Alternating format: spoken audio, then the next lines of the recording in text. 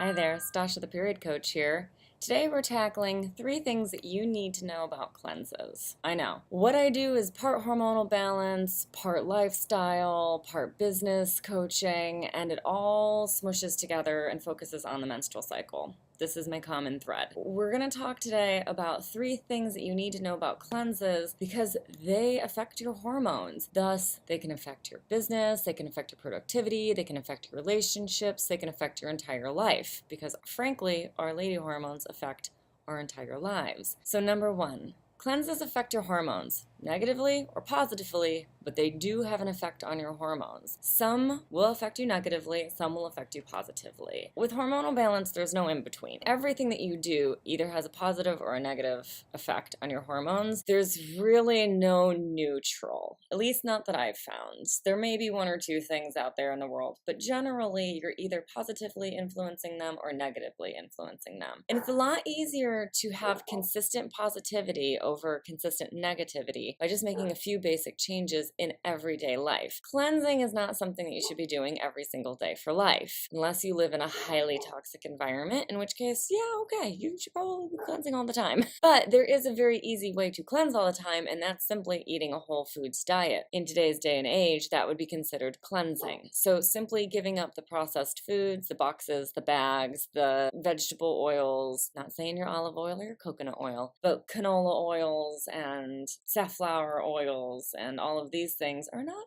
actually very good for you. Eating a whole foods, very clean diet would actually be cleansing all of the time, considering, and that would be fine. It doesn't matter where you live, and actually that would be absolutely ideal. But that can be hard to do. It can mean you don't get to enjoy some of the same things in life that everyone else can. It can get tough, and this is why I'm actually a fan of doing a whole foods cleanse regularly, every couple of months, 3 times a year. In fact, in Food and Flow, we do generally 3 times a year. We do a month-long cleanse, and you can kind of choose what you want to do. That being said, number 2, depending on what phase you're in your cycle, sometimes cleansing can be good, sometimes cleansing can be bad, but a whole foods cleanse can be good at any time. So we're just going to go with that one for today. No matter what phase of your cycle you're in, a whole foods cleanse can be good at any time. That's because no matter where you are, there's parts of your cycle where detoxing is better, and there's parts of your cycle where nutrition and nourishment is more important. And no matter where you are in your cycle, whole foods cleansing is fine because you are deeply nourishing your body. So that's why you can do it at any time of your cycle.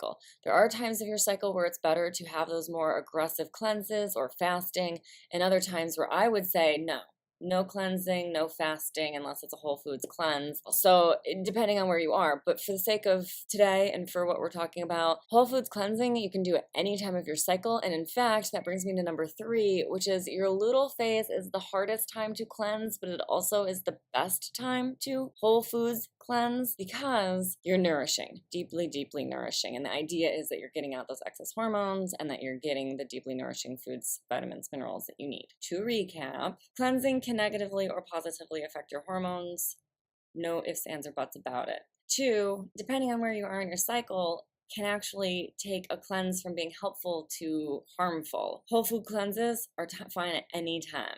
3, your luteal phase is your hardest cleanse time, but it's also the most impactful if you're doing a whole food cleanse. While it can be hard, it can be also the most beneficial to your body. This is again why we generally do our whole foods cleanse in Food and Flow as a whole group for a whole month, so that no matter where you are in your cycle, you're getting that full whole round of whole foods cleansing. If you are interested in cleansing, if you have no idea where to start or get started, and you want to start syncing your hormones and your food together, because it's such a huge impact and so important, I highly recommend jumping into the Eat with Flow 5-day challenge. If you know that you need help and there is just no way that you're doing this on your own, I highly recommend just jumping into Food and Flow. Head over to theperiodcoach.com/food and flow, and you will see all of the goodies and information about Food and Flow. And don't delay. Because today, when you go out, the choices that you make, they're going to either help or harm. So if you're ready, just